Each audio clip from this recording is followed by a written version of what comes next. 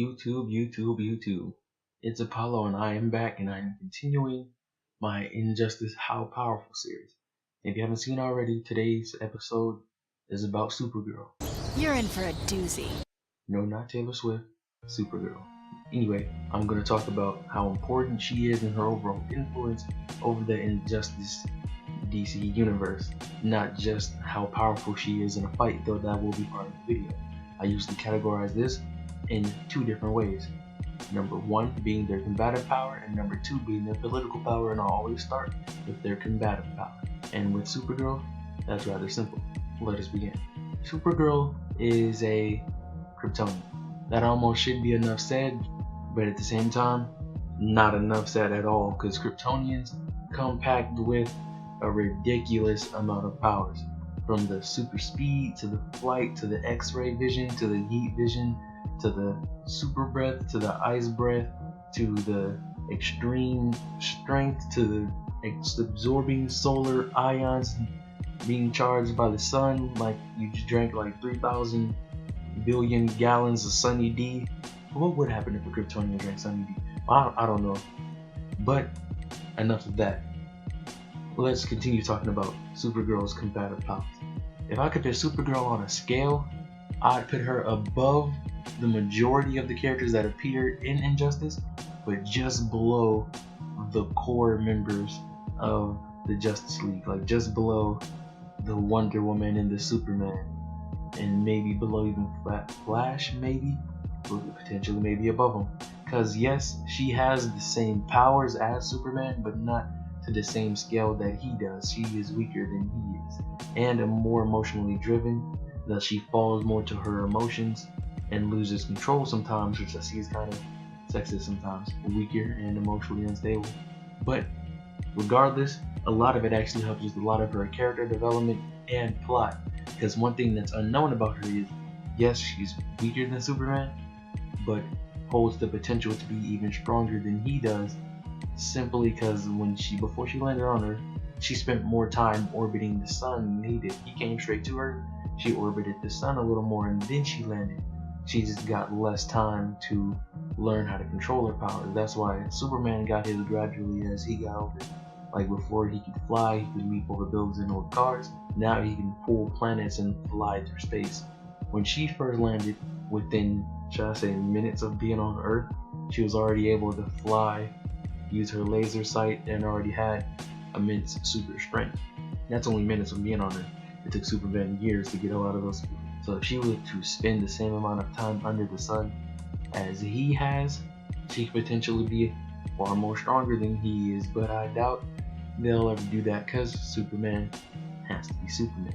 Though, beyond that, she actually trained with Wonder Woman and the other Amazonians, which are other superpowered women from a physical standpoint, because Wonder Woman's strength is near Superman's. She's extremely powerful on her own, and basically she's the perfect sparring partner for someone like Supergirl, allowing her to slowly build up her temper and overall control over her powers and build up her skills as a martial artist.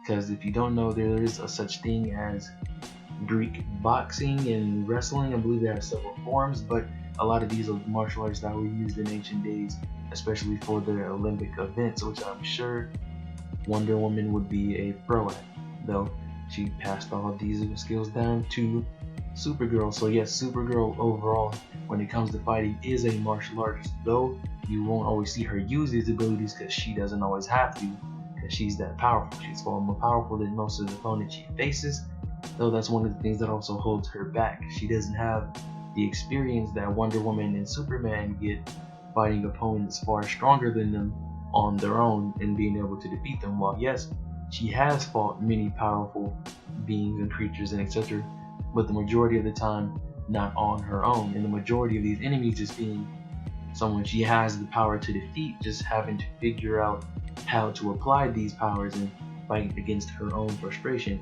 As to where Superman had to find something deep within himself and a whole new method to being able to defeat characters such as Darkseid and Doomsday, and the same thing with Wonder Woman, that she's fought these characters before. Though I can say Supergirl has an extremely large amount of resistance, and yes, she's still a learner, and yes, she's still young. So combatively, I put her below Superman and Wonder Woman, but above the majority of the characters you will see in the game. So if I could rate her combative abilities between 1 and 10, I'd probably put her at a 7.5 or an 8. I guess I'll just throw a little extra in there. Might as well put her at an 8. Though from here, I will speak on her from a political standpoint, her political influence over the Injustice universe. Supergirl may not know anything about politics all in all, especially with her spending a limited amount of time on Earth, though her overall image and just appearance alone is a major political statement within this current situation of the Injustice 2 world. Basically, it's as simple as she's a Kryptonian. And what the image of a Kryptonian can mean for this planet ruled by a Kryptonian, Superman himself, can be really important, especially since many may believe that she, if Superman disappears, could be Superman's replacement, followed by the fact that if something were to happen to Superman, she could potentially be the one to inherit his regime. And then not only that, if Superman did disappear again, and the only two left were Wonder Woman and Supergirl, which one of them would inherit the role as leader of the regime? And how do the public and other people feel about the appearance of this second Kryptonian, Supergirl? The majority may be left in the dark as to who she is, since Superman would be the first thought that comes to head when someone brings up a Kryptonian. So this could mean a lot for Supergirl being a second Kryptonian because of all the power that comes with the title. And not only that, imagine all the intimidating that can be done with 2 Kryptonians. A lot of people already fear Superman. Imagine how many people would fear Superman with a Supergirl at his side. And not only that, it's not like Supergirl is weak or unintelligent. She's a strong combination of both and can do a lot on her own. But with the influence of Superman, the potential corruption that all of the power of having that regime could put on Supergirl, there's a whole lot she could pull as a political figure for Superman, because she could represent Superman in more than one way. She could represent him as basically negotiator. He could send her as a negotiator, because most people would rather negotiate than have to fight a Kryptonian. Even just when it comes to just destroying something, he could send Supergirl to destroy a whole army and bring down a few buildings and turn what was once a resistance into refugees out of command with that sort of power. And not many people could actually contend with the likes of Supergirl. There's not many. There's a few, but not many that could actually contend with her. And most people who could even put up a fight most likely would rather not if given the option. So overall, politically, she could be extremely dangerous, and with her being one of the only other Kryptonians, I think she is going to be the only other Kryptonian ever show up in the Injustice games other than Superman. He most likely trusts her more than he would many others, because with her, he has one thing that he really hasn't had in a really long time because of all the destruction the Joker caused. He has family. So she'd have a large amount of trust on her, as well as a large amount of responsibility and pressure coming from Superman. So if something were to happen to Supergirl, such as she switched sides, that would cause a major ripple effect in the continuation of all of the drama going on in the Injustice 2 universe. That's why she is extremely important as a political figure compared to many other characters such as, let me say, Deathstroke or Solomon Grundy or Bane, but a bunch of other unimportant characters who are just basically manpower on the field. Supergirl on her own is extremely dangerous, and her on the dark side means bad things for the DC universe. So politically, I'd actually give Supergirl a 9.5 out of 10, only because yes, she's extremely important and more important than most characters, though not important as someone such as Superman, Batman, or Aquaman, the ones who basically could be fighting for control over this current DC universe, the Injustice universe. Or I'd even put Wonder Woman on the level, because if she were to build an army of the Amazons and betray Superman, her on her own could actually do a lot of damage and do a lot of countering. If you've ever seen the movie Flashpoint when she did go to war with Aquaman, all the damage and destruction that caused. Hey, you never know. But I can't see Supergirl doing that on her own, because Supergirl would be just Supergirl. She doesn't have an army behind her, because any army she'd have would be Superman's. So Superman's regime. So if she just went out on her own, I doubt she'd have the ability to build any sort of army. Though politically, she will remain important. And now we move on to the plot section. And as far as plot goes, I think it's a lot deeper than what most people are thinking. Oh, Supergirl lands a role on Injustice 2 because she has a TV show now. No, not at all. If you honestly think about the ending of Injustice Gods Among Us, the evil Superman was trapped in the Phantom Zone. And most people that aren't Kryptonian don't know much about the Phantom Zone. But who is Kryptonian?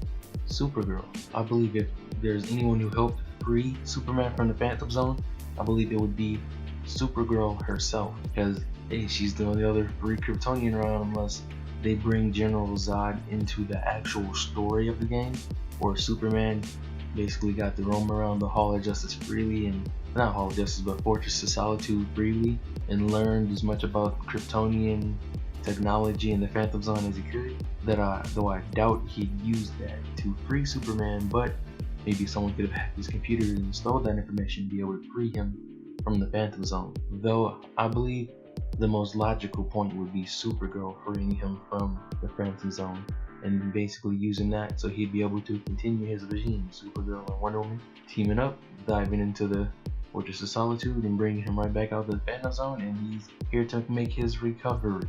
And I believe if that's the case, then the same would be for the regime.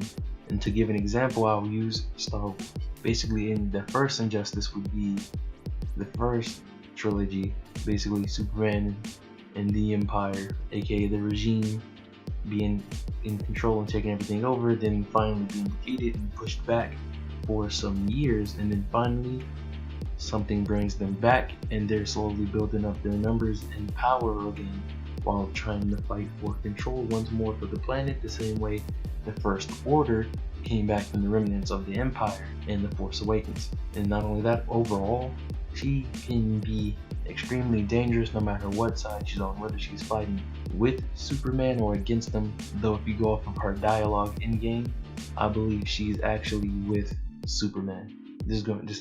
But someone who's strong and such a hard hitter like Supergirl would be extremely important on any side, because you need somebody pretty powerful to even be able to put her down, because she's able to contend with characters like Wonder Woman and Superman and Aquaman and the Flash. Though I don't believe she could beat Wonder Woman or Superman, though she'd be able to put up a great fight against either of them.